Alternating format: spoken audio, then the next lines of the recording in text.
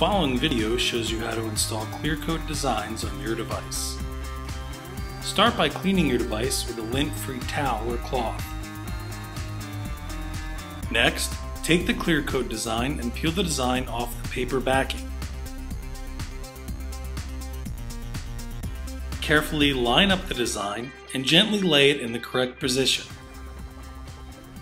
Then, slide your fingers, starting with the middle, across the design to ensure the entire area is adhered.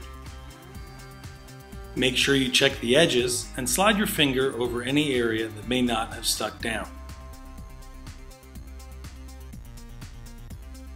Don't worry if you see any creases or bubbles. Simply apply pressure until the crease or bubble goes away.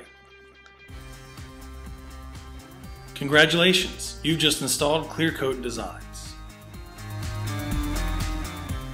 Removing clear coat designs is as easy as installing them. Simply start in one corner and peel up the design. It should come off cleanly without leaving any residue behind.